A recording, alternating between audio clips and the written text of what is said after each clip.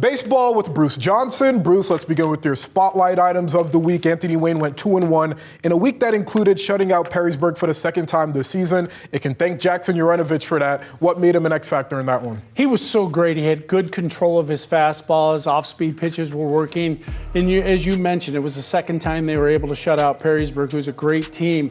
And with Anthony Wayne going forward with Owen Graff and Jackson Urinovich, they could be a tough out in this year's state playoffs. Over to St. John's, an 8-0 win over Southview on Senior Day. Donovan Mattamore, he showed up and out in his final career home game. What made him so dominant? Well, he had 2 home runs and 5 RBIs, a 3-run homer and a 2-run homer. But the thing I liked about it, his bat's getting hot, and this St. John's team is going to be real difficult to beat going forward. The interesting thing I was telling you as we started this show, his brother and his father are both assistant coaches at St. John's. His brother has never had a 2-run home run game, but Dad chimed in to let him know, I had a 4-run home run game against Swanton back in the day, son.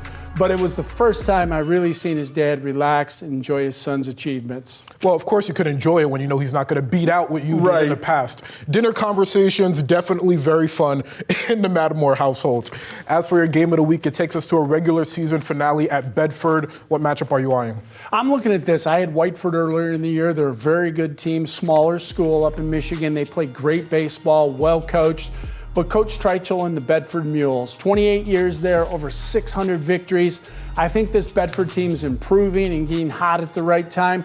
Don't know what they'll do in the state playoffs up there, but it should be a great matchup seen only here on BCSN. Last year, these two teams met in the regular season finale, Bedford taking a 10-9 dub. It was a barn burner, so it was. We can expect more of the same. Who's your team of the week? My team of the week's the Late Flyers. Last year, they were state runners-up in Ohio. They've continued this year with great play. Coach Casey Witt's got the team playing phenomenal. And when you got 2 guys on the mound like Jade Blazevich and then you got Drew Tageblick, you can beat anybody. They're going to be dangerous at tournament time. They're in a very tough bracket, but don't be surprised if we're talking about the Lake Flyers late into the season. The Flyers riding a 4-game winning streak. Next up is Rossford. It already beat Rossford twice this season by a combined score of 33-2. So we may be able to expect some more dominance. Yes, I think we will. Who's the player of the week for you? Roman McCarris. I've covered this young man for a lot of years. Last Saturday, he had a great pitching performance against Liberty Benton. The thing about Roman, he's not going to impress you with his overall velocity, but the young man knows how to pitch. And let me tell you, when he's hitting his corners, he's very tough to beat. Roman McCarris, congratulations. I've enjoyed watching you. You're having a great senior season. That Northview defense is cooking. A 7-game winning streak, and it hasn't allowed over 2 runs in any of those games. That's pretty impressive. There's no question. But still not impressive enough for your top 10. Let's take a look. Anthony Wayne staying firm at number 1. Perrysburg makes the most movement out of any team by dropping down 2 spots. What is the differentiator between the trio of Ottawa Hills, St. Francis, and the Yellow Jackets in Perrysburg? They're all really good teams. Perrysburg had a rough week, losing twice to Anthony Wayne and then losing to Clay and Lakota West. So they lost 4 games. St. Francis is playing their best baseball this season. But those Ottawa Hill Green Bears, I tell you what, I've covered them 3 times.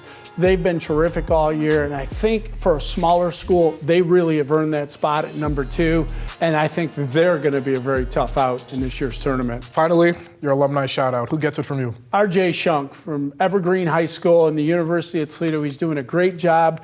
As we know, the University of Toledo is hot and could be a favorite to win this year's MAC tournament. But RJ, you've had a great year for Toledo. Keep it up and bring a championship home for those Toledo Rockets. Speaking of head coach Rob Reinsteidel before the MAC tournament, he said the team's pitching is as good as any team in the MAC. And with RJ there, it's hard to believe that is not the case. Absolutely, I agree with you. I had their game against Central Michigan Friday. This team is hot. The bats are coming alive. The Rockets are going to be tough to beat. Bruce Johnson joining us in studio. Such a pleasure. Thank you, Bruce. Thank you, Yao.